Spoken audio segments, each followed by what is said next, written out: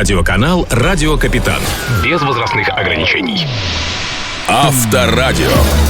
Первое автомобильное радио.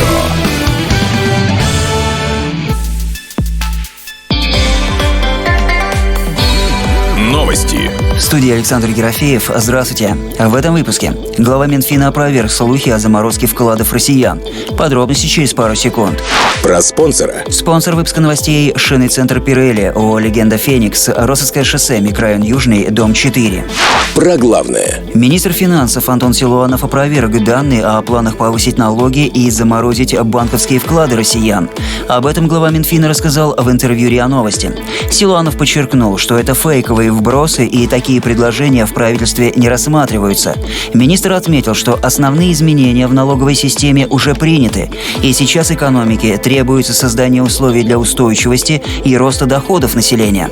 Ранее вице-премьер Александр Новак заявил газете «Ведомости», что реальные денежные доходы россиян выросли за последние 3 года на рекордные 26%.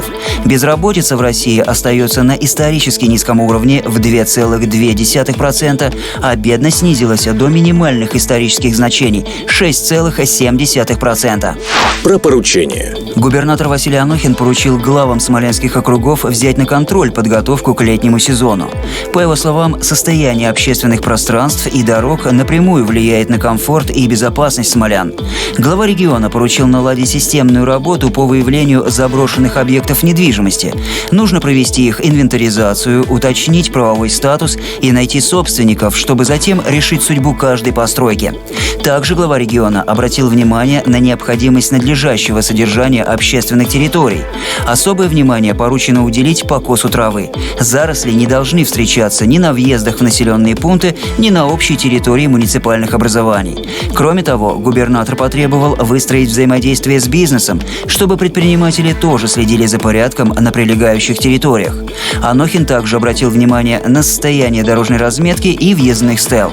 Их необходимо отремонтировать и покрасить в соответствии с правилами благоустройства. Про штрафы. Городская управляющая компания Смоленска предупредила о штрафах за выброшенные покрышки. Как сообщили в организации, многие контейнерные площадки превращаются в свалки старой автомобильной резины. В ГУКе отметили, что такие действия неправомерны, потому что резина – это отходы 4-го класса опасности. Их запрещено выбрасывать в общие контейнеры. За это предусмотрены штрафы.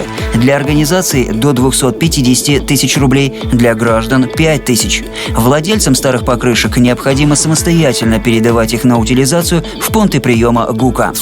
Официальный курс доллара – 73 рубля 35 копеек, евро стоит 85 рублей 91 копейка.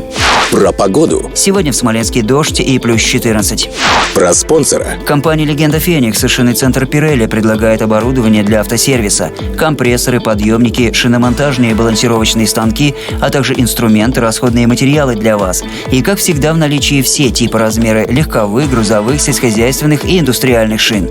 Ждем вас по адресу Россовское шоссе, микрорайон Южный, дом 4. Радиоканал «Авторадио». Без возрастных ограничений.